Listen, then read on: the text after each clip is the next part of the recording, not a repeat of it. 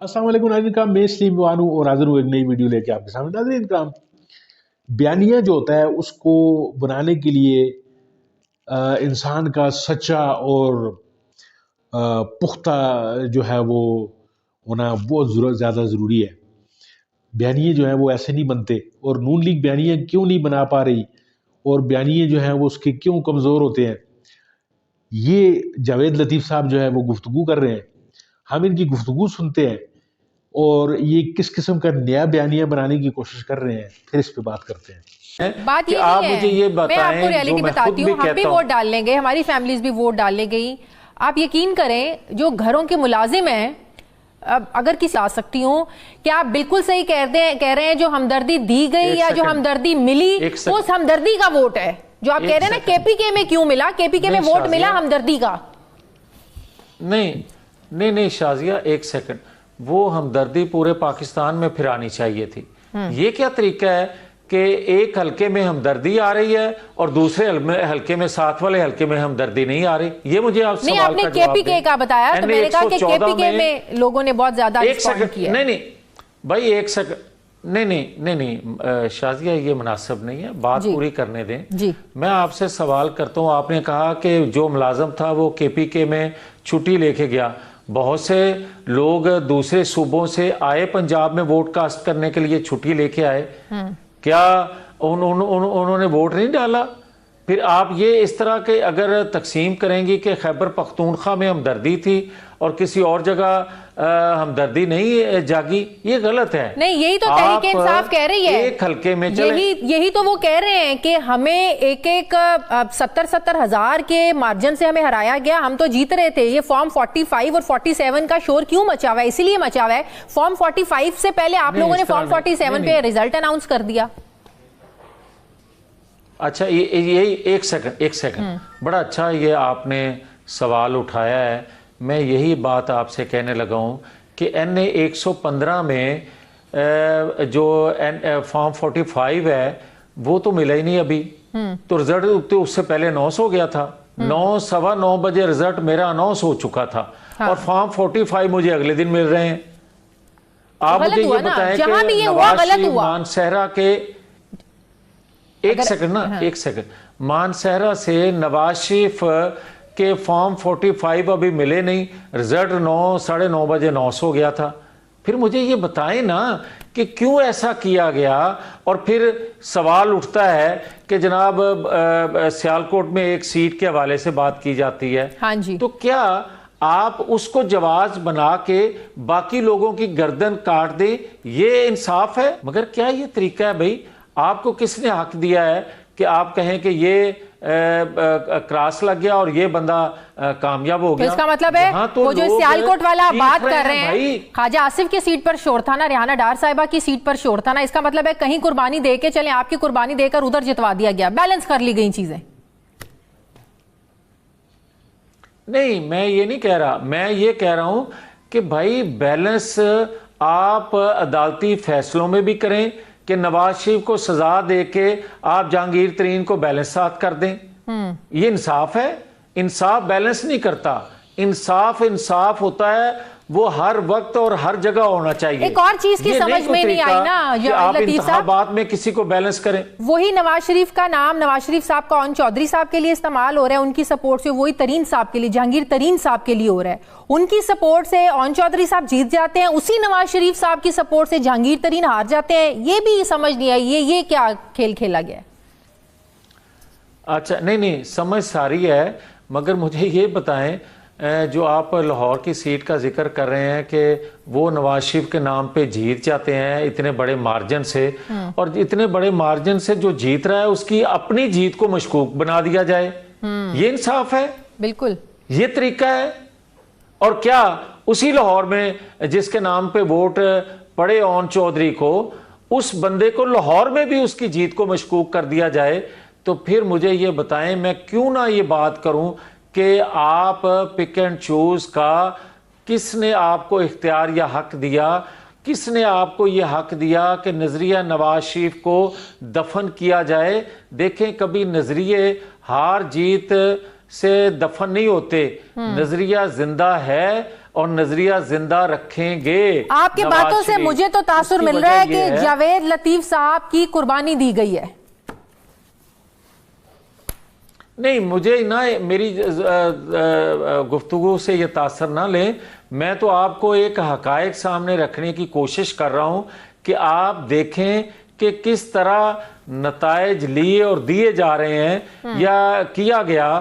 آپ نے پیر پگاڑا سندھ سے جو انہوں نے احتجاجی دھرنے میں گفتگو کی, میں وہ بیان نہیں کر سکتا, میں اپنی زبان پہ وہ الفاظ لا نہیں سکتا, وہ جملے نہیں لا سکتا, اس لیے کہ مجھے اس سے خطرناک سمیل آ رہی ہے پاکستان کی سلامتی کے حوالے سے.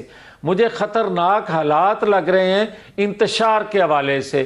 میں یہ آج بھی بات کروں گا کہ خدا کے لیے یہ چیپٹر بند ہونا چاہیے. خدا کے لیے یہ آج دیکھیں نا, کوئی آپ کو یہ کہے کہ بھائی 9-10 مئی کو جو کچھ ہو گیا ہے اس کو آپ چھوڑیں, دیکھیں عوام نے اس کی تائید نہیں کی. کل کو آپ یہ کہیں گے کہ فلاں ملزم نے قتل کیا ہے کیونکہ عوام کی طرف سے تائید نہیں ہے کہ اس کو سزا دی جائے, کوئی گواہ نہیں ہے, لہٰذا اس کو بری کر دیا جائے. صحیح. اور بھائی آپ سب کے سامنے ایک جرم ہوا ہے, اس کی تو سزا ریاست, بھائی ریاست انصاف مانگ رہی ہے اپنے لیے, تو میں جاوید لطیف کو کون انصاف دے گا؟ صحیح. اچھا, ریاستی ادارے اپنے لیے انصاف مانگ رہے ہوں, ان کو انصاف نہیں مل رہا تو مجھے کون دے گا؟ جاوید لطیف صاحب, آپ سمجھتے ہیں کہ ایسے حالات میں بنی حکومت کو ایکسیپٹ کرنا چاہیے تھا نون لیگ کو؟ ایسی حکومت جس کی کیبنٹ میں کابینہ کا حصہ بننے سے پاکستان پیپلز پارٹی نے بھی انکار کر دیا. آپ دیکھیں آنے والی حکومت کے لیے کوئی مسائل نہیں, مسائل تو انتظار کر رہے ہیں, چاہے معاشی مسائل ہوں چاہے گورننس کے مسائل ہوں, تو ایسی حکومت لینی چاہیے تھی نون لیگ کو. دیکھیں, جہاں تک شازیہ حکومت لینے کا تعلق ہے, نہ ہم وہ 16 ماہ کی حکومت لینے کے حق میں تھے اور نہ آج یہ حکومت بنانے کے حق میں ہیں. آپ جس طرح کا نتیجہ بناتے ہو اس میں نواز شریف کسی طور پر بھی, یا یہاں تک کہ جو جماعت کی طرف سے امیدوار ہیں شہباز شریف, کوئی بھی ایسی حکومت بنانے کے حق میں نہیں تھا. مگر مجھے یہ بتائیں کہ نتیجہ بنانے والوں نے بنا لیا تو یہ سسٹم پہ ایک سوالیہ نشان کھڑا ہو رہا تھا. تو انکار کر دیتی نون لیگ, انکار کر دیتی, ہمیں یہ حکومت قبول نہیں ہے, دوبارہ الیکشن میں چلے جاتے. اچھا, پھر آپ مجھے یہ بتائیں, کیا اتنا ملک متحمل ہے بار بار الیکشن کا؟ کیا مالیاتی اداروں سے اگلے دنوں میں جو آپ کے جو ڈائلاگ ہونے ہیں, جو نیگوشیٹ ہونی ہے, وہ ان حالات میں ملک کے مفاد میں چیزیں ہوتی ہیں کہ یہ سسٹم رول بیک ہو جاتا اور وہ سخت ترین شرائط کے ساتھ آپ قوم پہ جو آج گیس بجلی کے ریٹ بڑھے ہیں, آنے والے دنوں میں ان شرائط سے اور پاکستانی قوم کی چیخیں نکل جاتی. یہ ساری چیزیں بھی سامنے ضرور رکھنی چاہیے کہ جس طرح 2018 میں نہ چاہتے ہوئے بھی ہم اسمبلی کا حصہ بنے, یہ آج بھی حکومت, میں تو آج بھی کہتا ہوں کہ جن کو اکثریت دلائی گئی ہے ان کو حکومت بنانے کا وہی موقع دیتے, وہی کہتے کہ آپ حکومت بناؤ, 6 ماہ میں پتہ چل جاتا کہ ان کے پلے کیا ہے. صحیح. آخری سوال میاں صاحب آپ سے, آپ اتنے اہم فیصلے ہو رہے ہیں حکومت سازی کے لیے, وفد ملنے آ رہے ہیں, پیپلز پارٹی کے ساتھ معاملات طے ہوئے, آپ نہ تو پچھلے دنوں سکرین پہ اتنا نظر آئے, نہ فیصلہ سازی کے مراحل میں ہم نے آپ کو دیکھا, سائیڈ لائن کر دیا گیا یا آپ خود سے آپ نے انٹرسٹ نہیں لیا؟ دیکھیں شازیہ, جب جماعت بلاتی ہے میں جاتا بھی ہوں, میں میٹنگ اٹینڈ بھی کرتا ہوں. اب میں یہ اشتہار پکڑ کے تو نہیں جانا کہ میں جا رہا ہوں اور آ رہا ہوں. یہ اس طرح کا سوال مناسب بھی نہیں ہوتا اور نہ میرا خیال ہے بنتا ہے یہ سوال کہ میں جماعت کے ساتھ کھڑا ہوں, نواز شریف کے ساتھ ڈٹ کے کھڑا ہوں, اور انشاءاللہ جب تک میری زندگی ہے میں نواز شریف کے ساتھ کھڑا رہوں گا.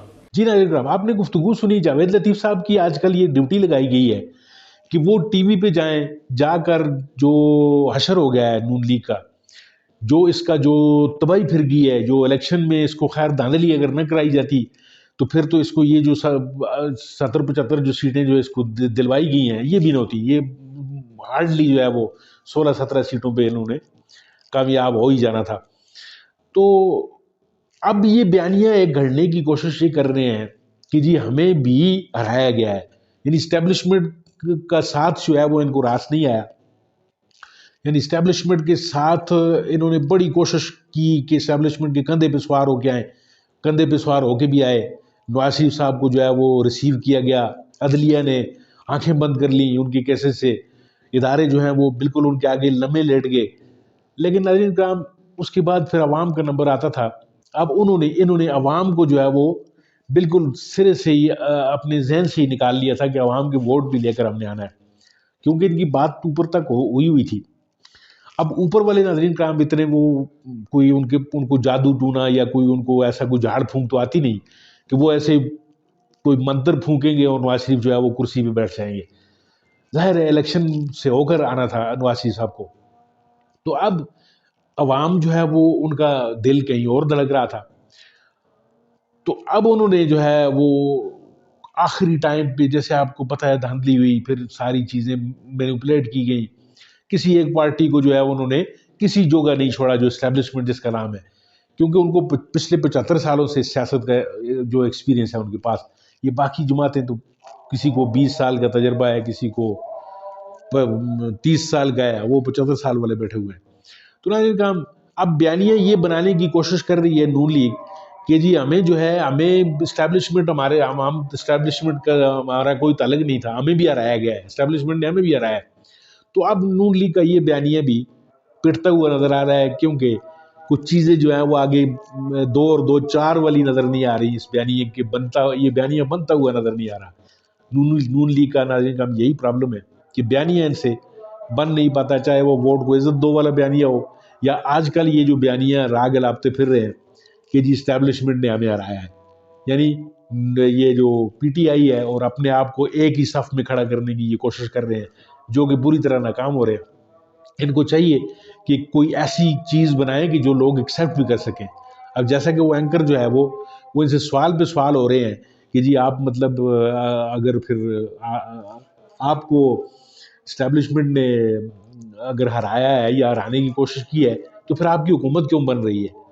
یعنی یہ ایک $1 ملین کوشچن ہے جس کا جواب یہ نہیں دے پا رہے تھے. ناظرین کا یہ نون لیگ والوں کو اللہ کرے دعا کریں اللہ ہوش کے ان کو ناخن دے تاکہ یہ ایک صاف ستھری سیاست کر سکیں.